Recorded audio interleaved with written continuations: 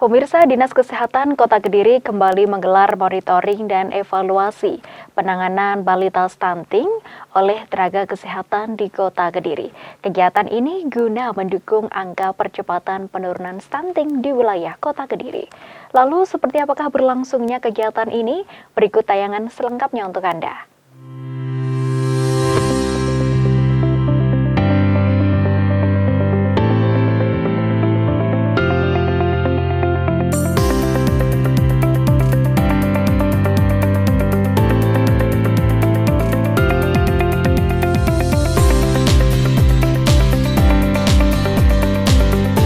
Pemirsa, guna menekan angka stunting di Kota Kediri, Dinas Kesehatan turut menggelar monitoring dan evaluasi penanganan balita stunting oleh dokter spesialis anak di Kota Kediri.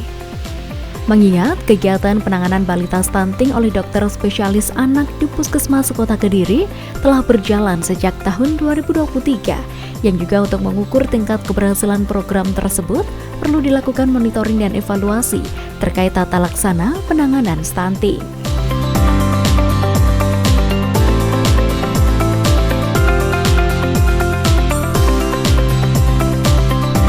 Kegiatan ini turut diikuti oleh dokter spesialis anak dari rumah sakit, puskesmas, dan OPD terkait di lingkungan pemerintah Kota Kediri.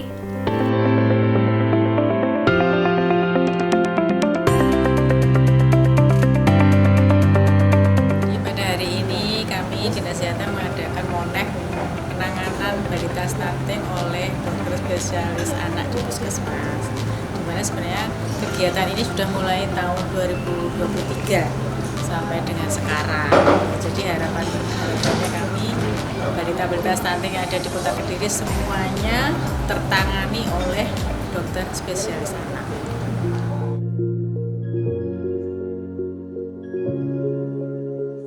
Melalui pentingnya monitoring dan evaluasi juga bertujuan untuk mengukur efektivitas program, mengidentifikasi kendala, memberikan umpan balik, meningkatkan koordinasi antar pemangku kepentingan, dan memastikan program berjalan terarah menuju penurunan angka stunting, sehingga menghasilkan generasi berkualitas yang sejalan dengan komitmen nasional menurunkan stunting.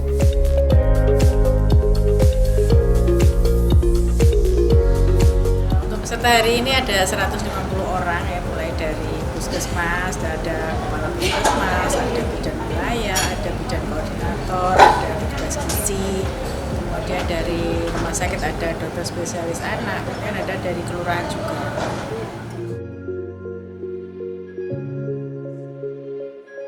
Dalam sambutannya, PLT Kepala Dinas Kesehatan Kota Kediri menyampaikan kepada para peserta agar memperhatikan paparan dari narasumber dengan baik, supaya dapat memahami gambaran stunting di Kota Kediri dan menyusun upaya yang harus dilaksanakan.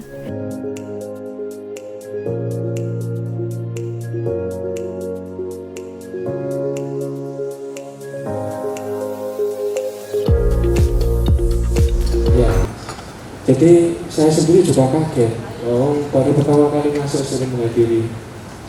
Sekali lagi proses penanganan stunting ini adalah hal yang tidak bisa dipisahkan antara teman-teman yang di bawah, yaitu berupa posyandu, berupa penapisan, kemudian teman-teman naik lagi ke puskesmas, kemudian dibawa ke kami di medis, dan nanti kami tentukan di rumah sakit apakah itu ada penyebab dari penyebab stunting dan seterusnya.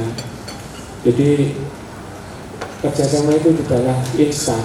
Jadi apa yang kita peroleh sekarang ini merupakan cerminan kerja kita sebelumnya. Jadi sekali lagi kami ucapkan terima kasih atas kerjasamanya, dan kami berharap dengan adanya forum komunikasi yang seperti ini, apa-apa masalah yang selama ini kita hadapi nanti bisa muncul ke permukaan, dan itu sebagai nanti rencana kerja kami tidak lanjut selanjutnya untuk biar pelayanan stunting ini lebih bisa maksimal.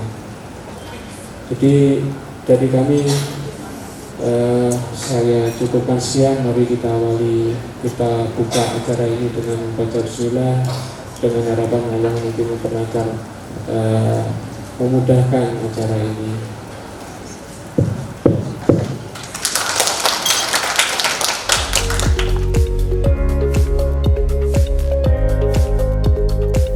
Dalam kegiatan ini juga menghadirkan narasumber Dr. Eka Satria spesialis anak dari Rumah Sakit Husada untuk mewadai diskusi dengan peserta baik mengenai bagaimana pengelolaan stunting untuk rujukan dan pengelolaan makanan.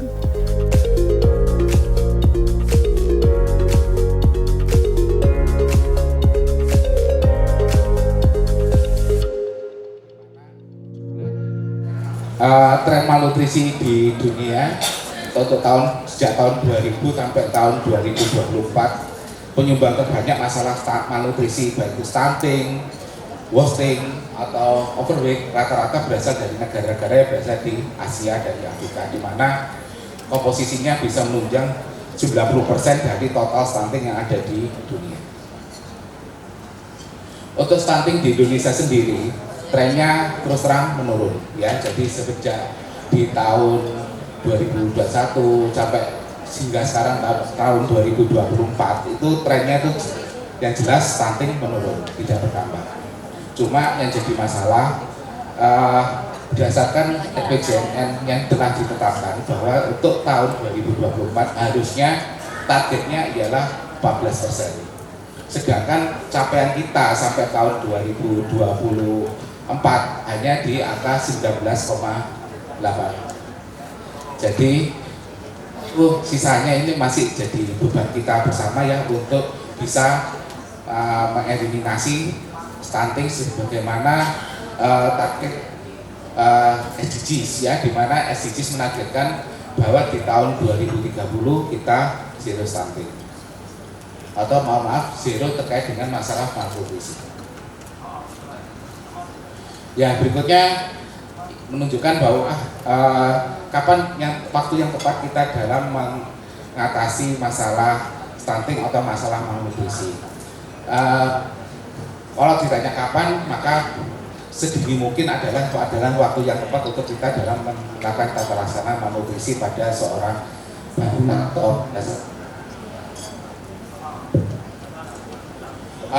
di sini dapat kita lihat bahwa terkait dengan periode dari perkembangan otak, di mana perkembangan otak pada saat usia-usia awal, di mana usianya kurang dari 2 tahun, itu sangat pesat, di mana saat baru lahir hingga usia 1 tahun terdapat perkembangan dari otak sebesar 25%.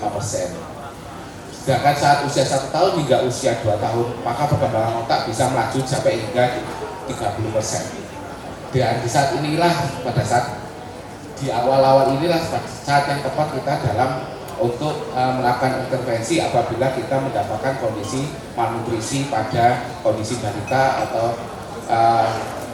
pasien-pasien anak di bawah 5 tahun yang mengalami kondisi malnutrisi. Lalu bagaimana apabila kita melakukan tindakan atau intervensinya di atas usia 2 tahun? Tetap nanti tentunya akan memberikan hasil kognitif atau hasil pencapaian yang lebih baik apabila tidak kita melakukan terapi apapun. Cuma memang hasilnya tentu akan berbeda apabila kita melakukan intervensi yang lebih tinggi.